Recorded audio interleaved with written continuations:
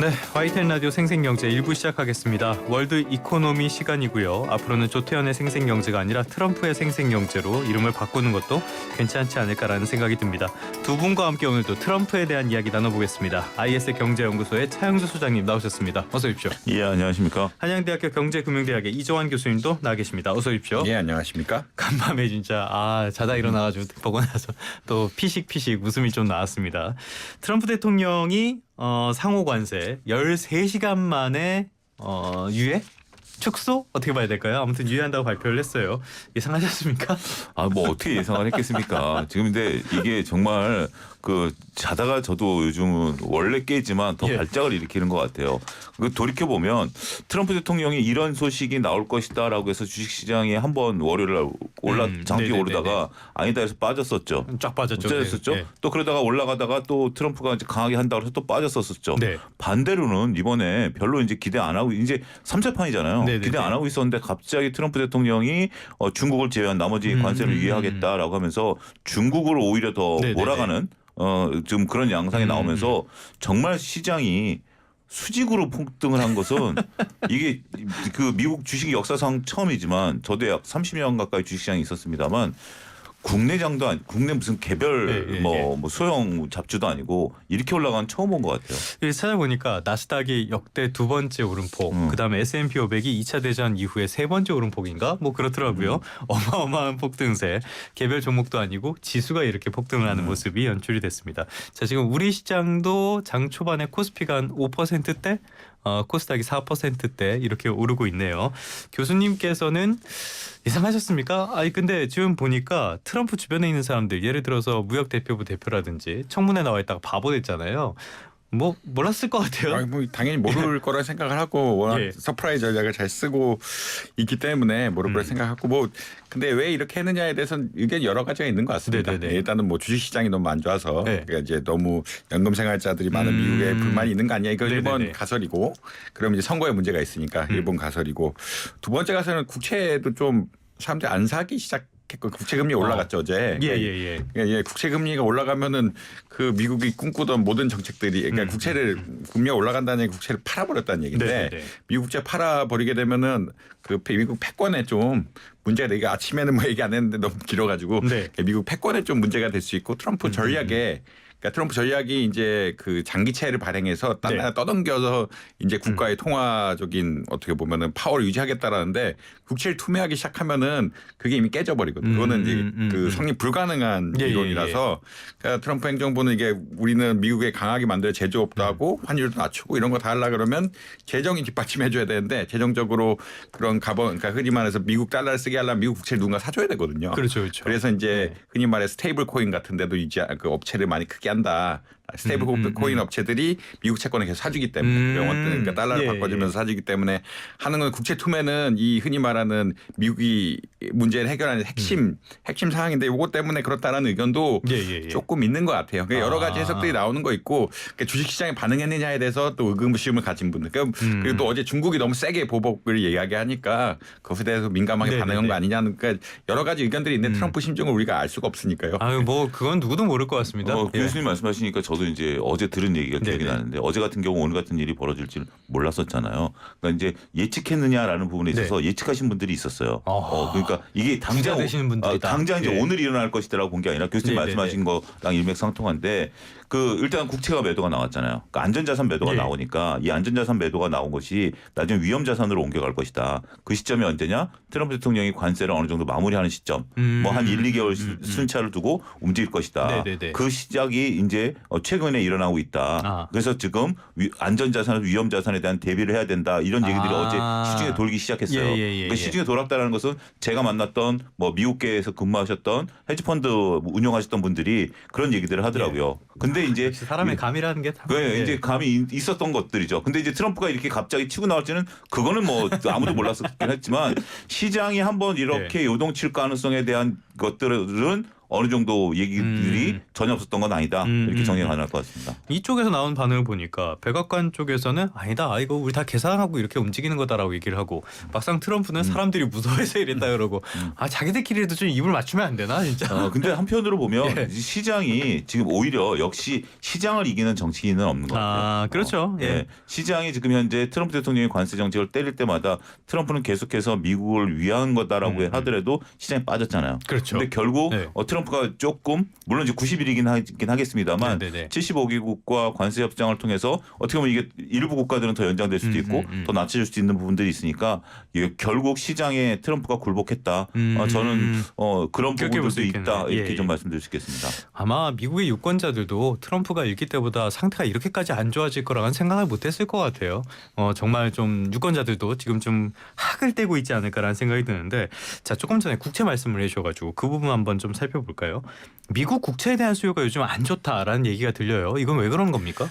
사실 이제 중국이 별로 안 사기 시작했고요. 중국이 네네네. 가장 미국의 국채를 많이 사는 나라들 중 하나였는데 중국이 사실 뭐 금을 많이 사서 금값이 올랐다는 이야기가 나올 정도로 그러니까 미중 패권 경쟁이 본격화되면은 예. 사실 사실 러시아 그러니까 이게 여러 가지 이벤트들이 있는데 미국이 러시아의 달러 자산 한번 막아버렸죠. 네네네. 그런 경험들이 중국도 있지 않을까라는 우려들이 중국도 분명히 있고요. 그렇다는 이야기는 금이라든지 유로라든지 다른 자산들이 좀 쌓아놔야 되는 예, 예. 이런 상황들이 발생해서 좀 수요가 줄었다라는 의견들이 있습니다. 그런 큰 틀에 있고 그다음에 아무래도 이제 그러니까 지금 원래는 사실은 예. 시장이 이렇게 안 좋아지면 달러를 그러니까 그렇죠. 국채를 예. 사야 되는데 지금 역방향이 가장 나오면 안전한 가장 안전한 자산이니까 예전에 시나리오로 제가 알고 있기로는 이제 미국 경기가 안 좋아진다 하면은 주식을 팔고 그거를 그렇죠. 더 안전한 국채를 사면서 이런 식으로 로직이 가야 되는데 지금은 다 팔고 있거든. 그러니까 네네네. 순식간에 그런 일이 나니까 다 팔고 나니까 오히려 금 팔고 구리 팔고 다 팔고 있으니까. 다 팔고 있죠. 다 팔고 있으니까 불확실성이 너무 커진 것 같기도 하고 이 정책이 가면은 실제 미국의 달러가 패권을 유지할 수 있을까에 대한 의구심도 약간은 있는 것 같아요. 이게 결국 무역지철 다 붕괴시키면 달러 패권이 약화된다고 생각하시는 분도 있으시고 크루그만도 뭐 그런 얘기를 뭐 이렇게 하는 이야기라서 그러고 많이 누굽니까? 그러니까 결국은 노벨상 수상자 설명 좀 해주세요. 예, 그리고 국제무역 전공입니다. 네네네. 국제무역 전공이기 때문에 가장 잘 아시는 분이거든요. 네네네. 그 국제무역의 가장 유명한 이론 중 하나를 만들어 가지고 하신 분인데 그러고만도 이게 결국 미국 패권에 도움이 안 된다라고 네네네네. 이야기를 하고 있어서 이게 이 미국 달러가 과연 예전처럼 좋은 자산이냐 우리가 반드시 가져야 될 안전 자산이어야 되냐는 의구심도 약간 있는 것 같아요. 그러니까 물론 이제 그게 전반을 뒤집고 워낙 지금 패닉셀 분위기라 다 팔고 뭐 이런 분위기라서 좀 다르긴 한데 예전하고 흐름이 하나 다르다. 예전에는 주식을 팔면은 미국 국채를 샀는데 그게 아니다라는 흐름이 분명히 있다고 보시면 될 것 같습니다. 국제 정세와 관련된 문제는 조금 이따 조금 더 다뤄보도록 하고요. 일단 국제 수요가 안 좋은 거는 역시 경기 침체라든지 여러 가지 우려들 하도 정잡을 수가 없어 막 그런 것 같아요. 아무튼간에 그런데 지금 간밤에 이렇게 나고 우리 시장도 급등을 하면서 코스피 시장에 매수 사이드카가 발동이 됐어요. 이건 어떤 걸 뜻합니까? 매수 사이드카는 이제 선물에서 매수가 못 들어오는 겁니다. 그러니까 이제 우리가 보통 사이드카 조금 전에 하이닉스가 개장 때 시세가 안 움직인 걸 보셨던 분들도 계실 거예요. 그거는 이제 VI가 발동이 된다라는 거고. VI는 또 뭡니까? VI는 이제 시세가 10% 이상 급등할 때, 기준가 대비 10% 급등할 때는 5분 동안 잠깐 멈췄다가 다시 거래가 되는 거고요. 시장 전체적으로 VI가 걸리면 시장이 다 멈추는 건데 매수 사이드카 얼마 전에 매도 사이드카 걸렸죠. 그렇죠. 그거는 이제 선물 시장에서 매수를 10분 동안 정지했다가 그러니까 호가가 정지된 효력을 없어지는 그런 그렇죠. 거죠. 그렇게 되는 부분들이기 때문에 시장이 이제 급등락할 때 그것을 이제 과열을 좀 방지해서 잠깐 멈춰서 생각을 좀 해봐라. 라고 의미를 좀 주는 거다. 좀 잠깐만 진정해봐. 진정해봐. 지금 우리 이게 진짜 맞는지 맞으면 다시 해도 되니까 잠깐 좀 멈춰봐. 뭐 이런 의미인 거죠. 상태가 더 안 좋아지면은 서킷 브레이커 같은. 서킷 브레이커가 걸리면서 이제 시장은 다 멈춰. 그리고 일단 다 같이 좀 생각해봐. 뭐 이런 것들이 생기는 시장이 어떻게 보면 조절 기능이다. 이렇게 말씀드렸어요. 이거는 누가 특정하게 아니라 기준이 정확히 정해져 있고 그 기준에 따라서 자동 발효된다 이렇게 말씀드리겠습니다. 어쨌건 매수로 사이드카가 발동이 됐다 그러니까 일단 듣기에 기분은 좋네요. 그렇죠. 알겠습니다. 그런데 있잖아요. 그 간밤에 나온 소식을 보면은 저는 이거 보면서 그래도 걱정은 전혀 가시지가 않더라고요. 중국에 대해서는 더 때렸어요. 125%. 나 이거 자꾸 보면 왜 이렇게 웃긴지 모르겠어. 125%라는 관세가 나왔는데 이걸 때린다고 해서 중국이 먼저 트럼프에게 전화할 수 있을까요? 어떻게 보십니까? 뭐 대국끼리는 원래 큰 나라끼리는 물밑 협상이 있는 거고 지금 중국의 이 스탠스는 바로 오르면 하루 만에 또 오늘 또 올릴 수도 있습니다. 오늘도 그 지금 그 104%에서 125%에 갔는데 84에서 더 올릴 수 있겠네요. 중국도. 뭐 갬블도 아니고 그래 콜 받고 더 받고 더 올인하는 올인하는 이런 분위기로 가고 왜냐하면 이제 양쪽 분들의 수준이 아니 그렇다 치고 그게 이제 관세 전쟁에 또 지면은 중국 입장에서는 지금 G2로 향해서 가고 있고 글로벌 패권 경쟁을 하고 있는데 정치적 리스크가 따라 붙거든요. 아무리 그렇죠. 내부 정치에 문제가 있고 그다음에 관세에 굴복했다라는 이미지가 시진핑 주석에게 씌워진다라고 하면은 앞으로 정치에도 큰 문제가 될 수가 있기 때문에 그러지는 않을 것 같다. 보복 관세라고 또 오히려 그 수준에 맞춰서 지금 사실은 중국은 보복 관세 플러스 광물도 줄이고 있거든. 광물도 이제 안 팔겠다라고 이야기를 하고 있기 때문에 굉장히 강력하게 나가고 있고 그렇기 때문에 오히려 우려하는 사람들이 만약에 관세 전쟁이 이렇게 시작이 되게 되면은 세계 경제 불황의 우려가 커지는 것이 아니냐라는 그런 이야기가 나오는 것 중 하나가 중국이 그렇게 쉽게 굴복할 것 같지 않고 그리고 중국의 내수가 예전 같지 않다는 게 규모가 너무 커져서 이제 중국도 내수로 굴러갈 수 있는 어느 정도 굴러갈 수 있는 경제가 됐기 때문에 관세가 없어 버틸만하다. 관세가 많이 붙어 버틸만한 이런 상황들이 됐기 때문에 정치적 상황, 중국의 내수 상황 이런 것들을 고려해 보면은 보복이 좀 이뤄질 가능성은 계속 있다. 오늘 또 뭐 발언이 나올 수도 있을 것 같다라는 그런 생각은 듭니다.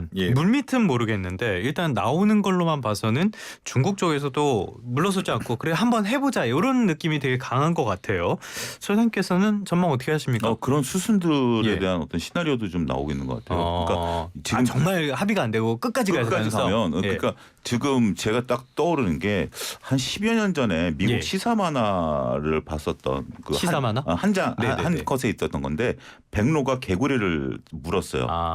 근데 백로 같은 경우 목이 이렇게 길잖아요. 개구리를 목을 통과해야 되는데 개구리가 안 죽으려고 백로 목을 확 쥐어잡은 거예요. 그러면 서로 간에 그 개구리가 이 손을 놓으면 자기 백로한테 먹히는 거고 백로가 개구리를 입을 벌리지 않는 이상 목 졸라 죽는 거예요. 그러니까 지금 이게 딱 지금 중국과 미국이 딱 이런 상황인 것 같아요. 딱 그 컷이 딱 떠오르더라고요.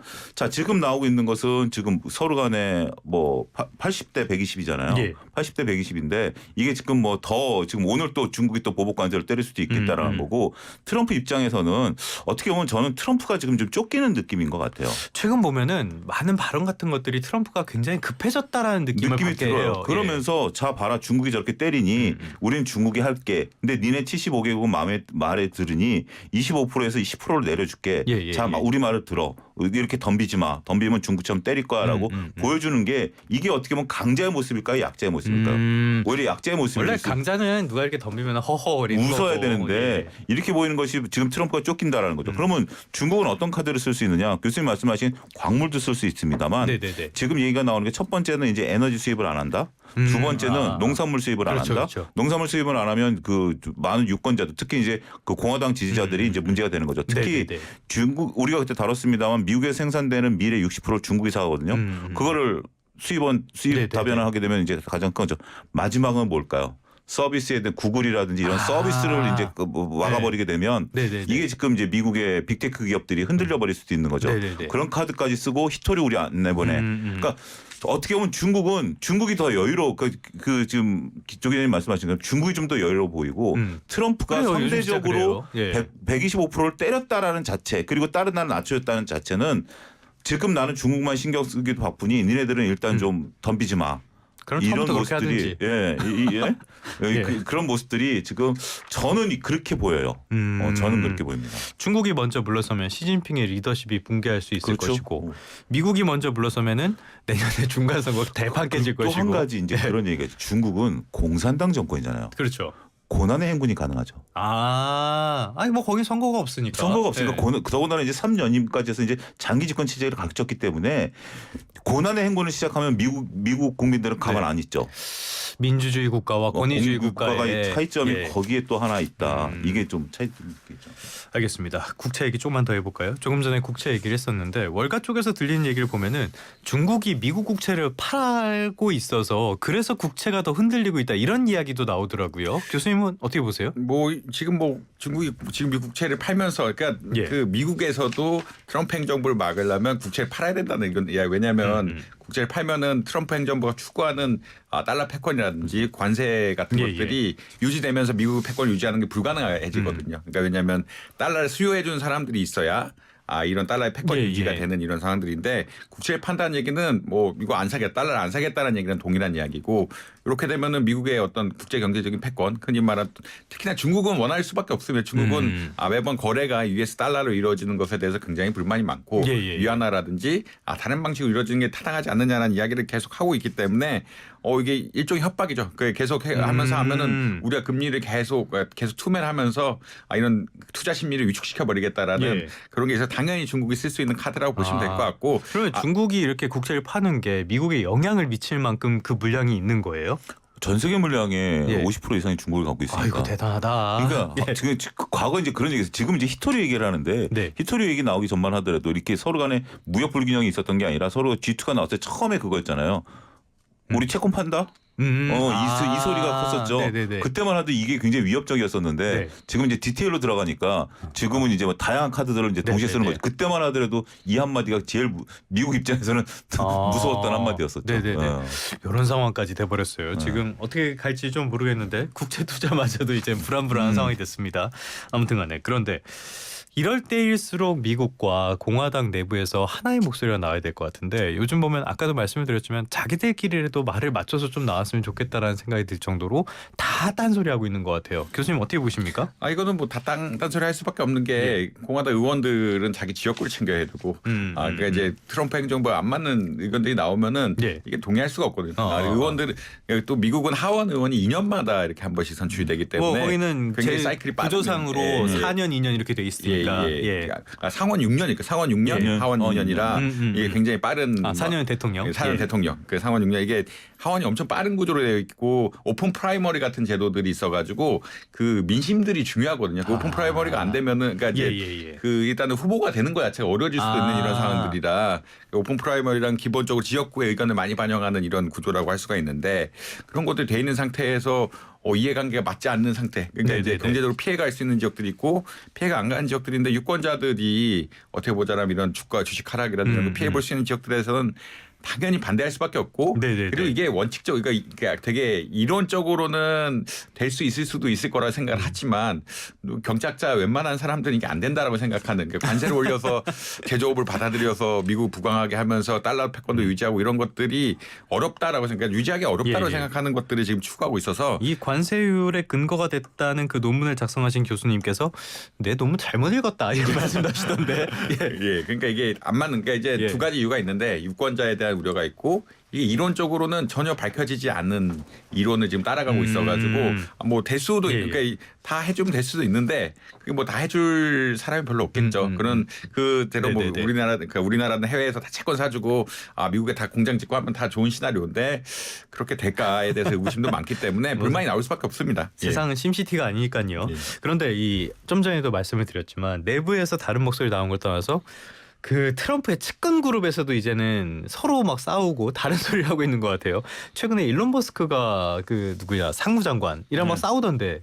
그러니까 이제 어떻게 보면 그러니까 지금 이제 트럼프 지금 정권이 출범한 게 2월, 3월, 4월 지금 3개월 됐네요. 3개월도 안 됐어요. 진짜. 네, 3개월 좀 이제 2달 보름 정도 됐네요. 예. 2달 보름 정도 됐는데 이게 지금 이제 어떻게 보면 굉장히 그 시간이 빠르게 움직인다라는 것들이기 때문에 어떤 물론 이제 트럼프 대통령이 취임하기 이전에 그 물론 정책을 어느 정도 큰 틀은 조율을 했겠죠. 하지만 트럼프 대통령조차도 저렇게 즉흥적으로 얘기가 나오는 것 지금 즉흥성이 있어 보이죠. 즉흥성이 있어 보이니까 정제되지 않은 거. 그다음에 어떤 우리 지금 이정환 교수님처럼 훌륭한 교수님하고 토론해가지고 어떤 결과물이 나오기보다는 어떤 몇몇 어떤 이 주위에 있는 분들하고만 이제 얘기를 하고 그거를 이제 전문가 그룹들이 수습을 하는 단계 지금 이제 그런 모습들이 좀 비춰지는 것 같아요. 그러니까 어떻게 보면 일기 때보다 좀 더 아마추어적인 부분들 아니면 그러한 뭐 전문가 그룹들을 더 믿는 건지 과거에 이제 해보니 보니 결국은 내가 이렇게 하더라도 이런 부분들이 있다라는 걸 하는 건지 그거는 잘 모르겠지만 그런 모습들이 좀 보이는 것 같아요. 그래서 일론 머스크 입장도 지금 이제 우리가 그렇잖아요. 우리나라도 늘공과 어공의 그렇죠. 차이점들이 있는 것처럼 지금 일론 머스크 같은 경우는 지금 어공이잖아요. 그렇죠. 그리고 이제 늘공들이 계시니까 그분들하고의 이제 트러블이 나타날 때가 됐죠. 지금은 이제 3개월 정도면 밀월 기간도 끝난 상태고 처음에야 뭐 트럼프가 이제 트럼프랑 일론 머스크가 어떤 얘기를 한다 하더라도 그 공무원분들이 그래 그 니네들이 지금이야 뭐 얘기하지만 이게 정책적으로 가려면 어떻게 변화가 있어야 돼라는 건데 이제는 그 늘공분들이 나서야 될 시기죠. 어공이 그렇죠. 나설 시기가 아니에요. 근데 이제 원래 이런 공무원들이 해야 돼요. 이런 공무원분들이 해야죠. 처음에 아젠다를 설정하는 것은 그렇게 이제 머스크라든지 트럼프 같은 분들이 하는 거고 이런 공무원분들이 해야 되는데 지금까지도 그렇게 그런 부분들이 나온다라면 이거는 조금 때가 돼서 댕기는 트러블이 아니겠나. 저는 그렇게 보고 싶습니다. 결국 이 부분은 결국 공무원분들이 해결해야 되겠죠. 주변에 충성파만 있는 정권, 뭐 나라 성공한 적이 없습니다. 무조건 그렇죠. 실패합니다. 그런데 일론 머스크와 그래서 그렇기 때문에 지금 테슬라 상황도 안 좋고 주가도 안 좋다 보니까 결국엔 결별할 것이다. 이런 전망도 나오는데 어떻게 보세요, 소장님? 그렇게 되겠죠. 결국엔 그렇게 될 가능성이 높아요. 원래 개국공신하고 그다음 평상시에 이제 그 정권을 유지하는 분들은 다르잖아요. 유방이 한신을 토사구팽한 것처럼. 개국공신이 있고 일정 부분 그 일론 머스크가 트럼프 표를 모아줬던 부분들도 인정을 해야 될 건 해야 될 것 같아요. 근데 역할은 거기까지지. 그리고 현재 지금 테슬라가 안고 있는 건 두 가지잖아요. 기본적인 문제가 없는 상태라면 정치적인 이슈를 극복할 수 있긴 하겠는데 지금 기본적으로 차가 지금 안 팔리고 있는 상태에 대한 부분들이 있기 때문에 기본 사업도 안 좋고. 기업 사업가인데 지금 자기는 지금 오히려 지금 저도 이제 오늘 그 기사를 봤어요. 그 얘기하시는 거 보면 트럼프가 나는 괜찮다. 나는 뭐 이런 부분 신경 안 쓴다라고 하는데 그 말 자체가 신경 쓰고 있다는 얘기겠죠. 그렇죠. 그 말 자체가 그런 얘기가 있어요. 이렇게 나와야 되는데 난 신경 안 쓴다라는 얘기는 신경 쓰고 있다는 얘기죠. 그렇기 때문에 저는 올해 안으로 그러니까 뭐 꼭 그 악연으로 끝나지는 않겠지만 그 트럼프 저기 일론 머스크 같은 경우 만약에 어떤 하나의 계기가 발생하면 만약에 뭐 스페이스X의 문제가 뭐 진짜 이건 이해입니다. 문제가 발생하던 뭐 FTS 자율주행의 문제가 발생하면 나는 이 문제를 해결하기 위해서 회사를 복귀하겠다라는 명분을 찾아가지 않을까. 저는 그 말씀드릴 수 있겠습니다. 슬슬 본인도 하다 보니까 이거 아닌가 싶지 않을까라는 생각도 좀 들기는 해요. 아무튼 간에 90일이라는 협상 기간이 주어지긴 했습니다. 우리 입장에서 봤을 때는요. 한덕수 대행이 트럼프 대통령과 통화를 하긴 했는데 참 안 할 수도 없고 할 수도 없고 애매한 상황인 것 같아요. 어떤 이야기들 해가지고 성과가 좀 있었습니까? 뭐 성과라기보다는 아젠다를 어떻게 해야 되는지 트럼프 대통령 의견이 좀 나왔다고 보시면 될 것 같고 원스톱으로 하자라는 의견이 그러니까 원스톱은 좋은데 거기다 쇼핑을 왜 붙이냐고 진짜. 쇼핑은 우리나라 돈을 뺏어가겠다 뭐 이런 얘기를 해야 되는데 결국 원스톱 쇼핑이란 건 패키지 딜이죠. 패키지 딜이고 패키지 딜이란 거는 한꺼번에 서로 관세를 낮추는 데 있어서 우리가 줄 게 뭔지를 체크해서 줄 거 주고 관세를 뭐 낮추는 이런 전략이라고 보시면 될 것 같은데 그리고 이제 방위비 분담금까지 연금하겠다라는 이야기도 나오고 뭐 지금 아까 기사 보니까 뭐 대통령 후보 나갈 거냐 뭐 이런 얘기까지 했다는 뭐 농담인지 아닌지 뭐 이런 이야기까지 나오고 있는데 그래 뭐 남의 나라 정치에도 뭐 함부로 막 개입하는 분들이니까. 근데 이제 뭐 그 패키지 자체 좀 그 패키지 미국의 가장 좋은 딜이죠. 왜냐하면 단기간에 가장 많이 얻어서 뺏을 수 있고 그다음에 패키지 한꺼번에 오면은 일본은 이만큼 주는데 너는 이거밖에 안 줄 거냐라는 비교도 굉장히 쉽게 가능하고 이런 전략이기 때문에 미국 입장에서는 가장 좋은 방법인데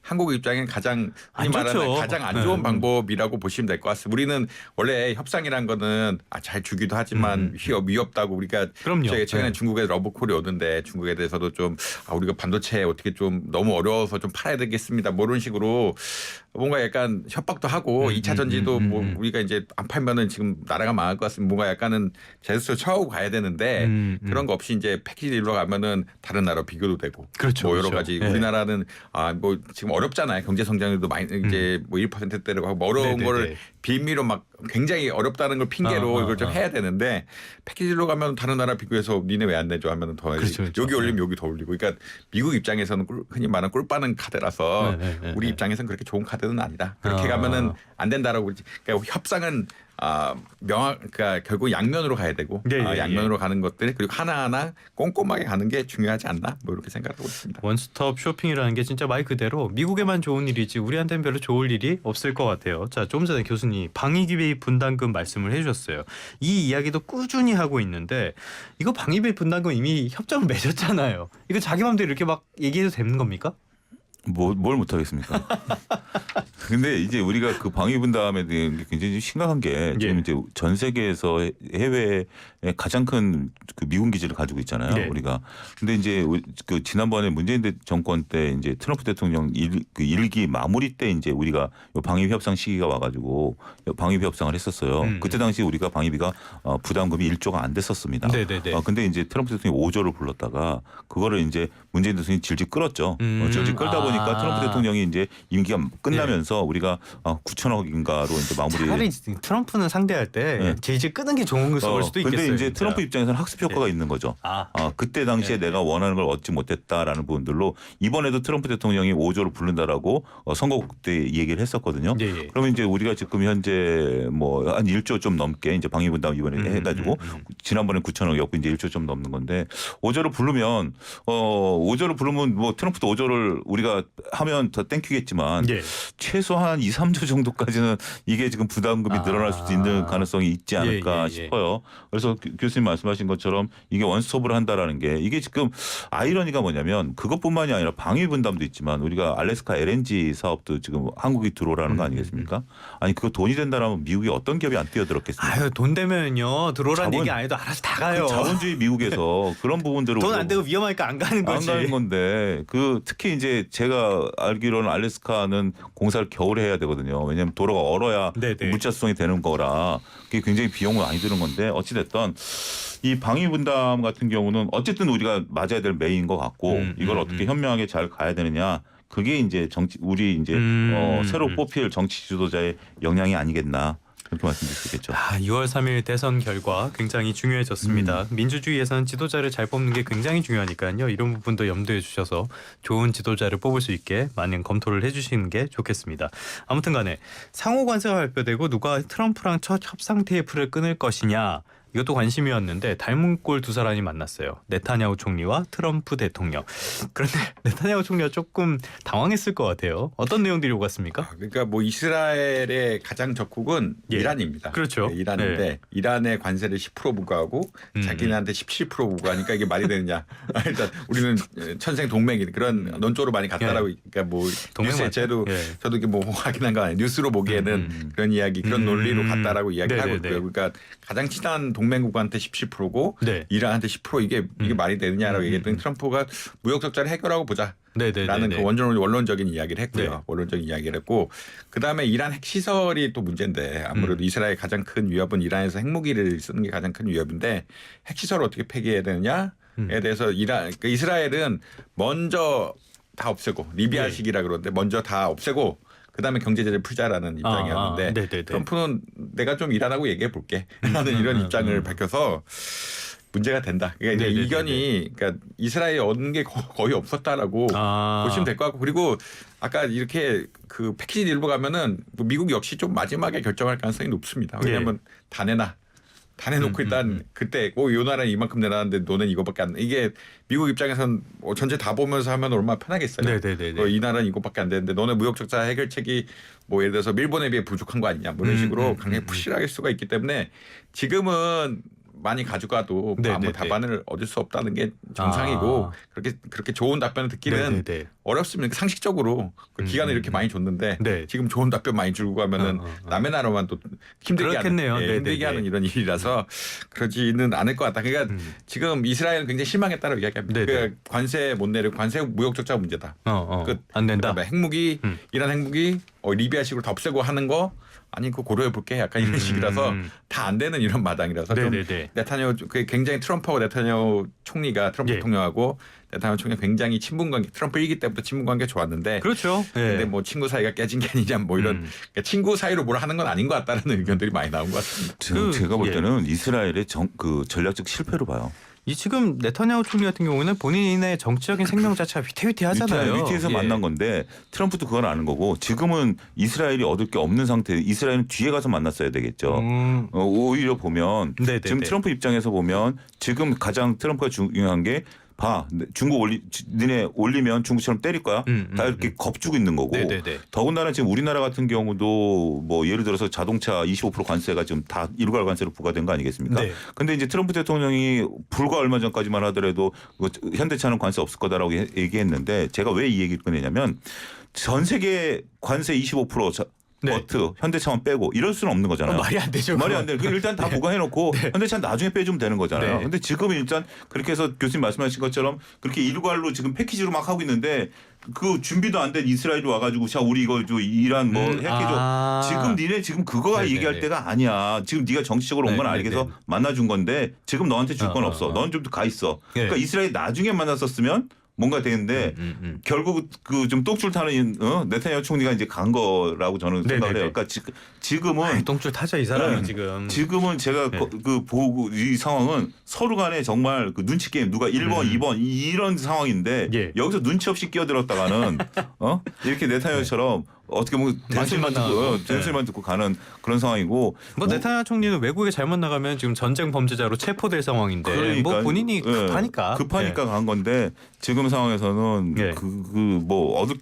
지금 저기 핵이 중요하겠습니까? 트럼프 입장에서는 그렇죠. 예. 닮은 꼴이라고 너무 믿은 거 아닌가라는 생각이 듭니다. 예. 어떻게 보면은 뭐 트럼프 같은 경우에는 네타냐후가 휴전을 깨버린 것도 괘씸했을 수도 있을 것 같고 말 안 예. 들었으니까. 그 푸틴도 말 안 듣고 있는데 너까지 말을 안 들어? 좀 이런 것도 없지 않았을까라는 생각도 살짝 듭니다.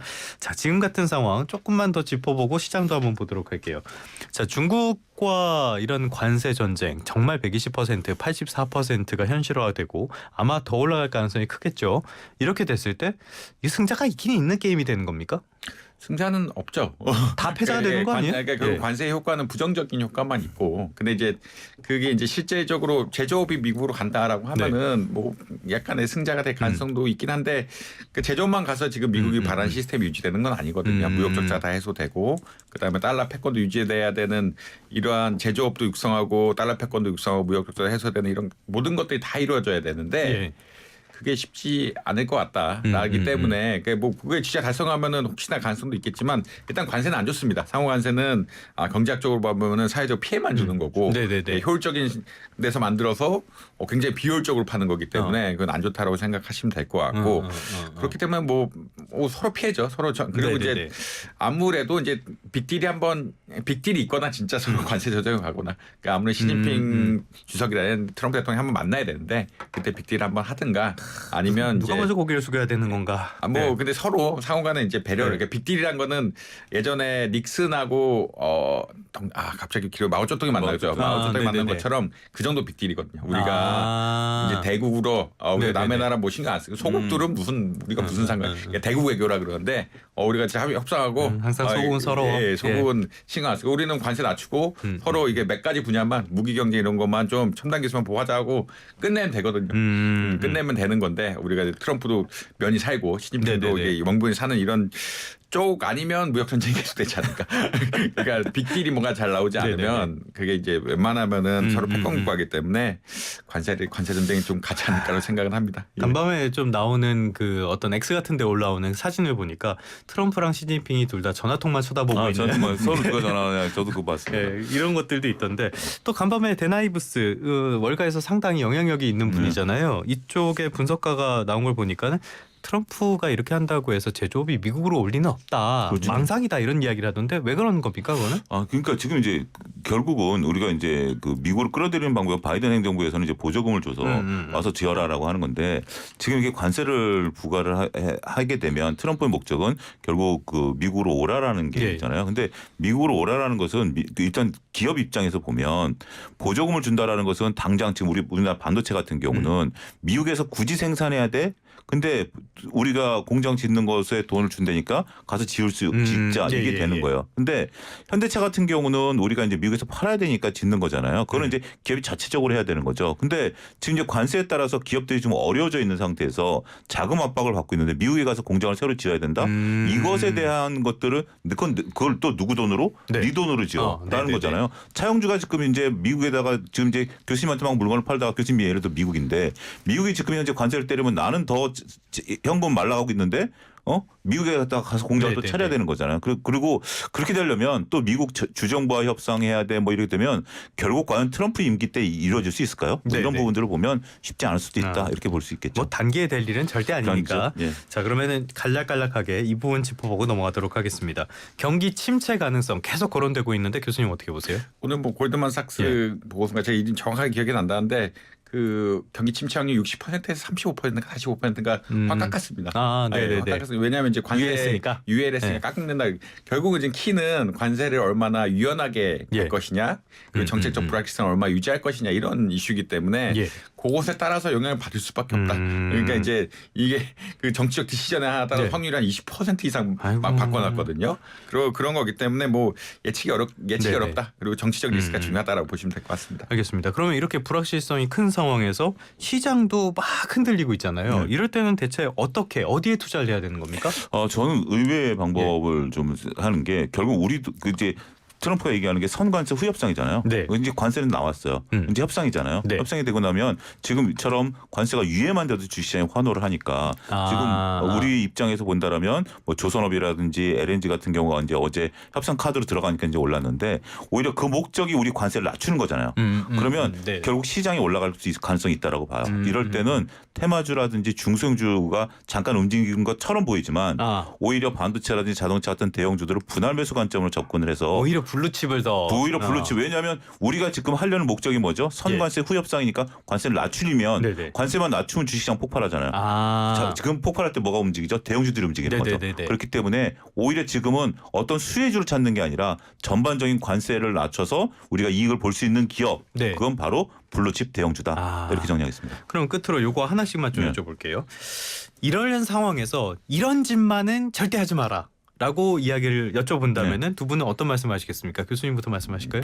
그 패키지 딜 하지 말라고. 네네네. 패키지 하면 안 됩니다. 그러면은 예, 요거는 국가적인 차원에서 예. 투자자 입장에서는 절대 하면 안 되는 투자 거. 입장에서는 지금 현재 너무 그 시장을 과거 네. 학습 효과를 생각하지 말자. 네. 급락하면 급등하고 급등하면 급락한다. 네. 그리고 이 또한 지나가리다라고 생각하면 이거는 트럼프 대통령을 너무 우습게 보는 거예요. 네네네. 그렇기 때문에 과거에 이랬다. 탄핵 정부 때 이랬고 이게 지금 도시적으로 안 맞아가고 있는 거거든요. 그렇기 때문에 지금은 과거 사례를 보는 게 아니라 트럼프의 행동과 트럼프의 목적, 트럼프의 의도, 거기에 따른 우리 정부의 대응 여기에 따라서 전략을 세워라. 그렇게 좀 말씀드리겠습니다. 알겠습니다. 하긴 뭐 불확실성을 의인화해가지고 사람으로 만들어서 딱 놓으면 그게 트럼프 대통령일 것 그렇죠. 같으니까 이럴 때는 함부로 움직이는 거는 아닌 게 맞는 것 같긴 합니다. 지금까지 트럼프 관세 정책 그리고 간밤에 있었던 또 달라진 뉴스에 대해서 자세하게 알아본 시간 가져봤습니다. 한양대학교 경제금융대학의 이정환 교수님, IS 경제연구소의 차영주 소장님과 함께했습니다. 오늘 말씀 고맙습니다. 감사합니다. 감사합니다.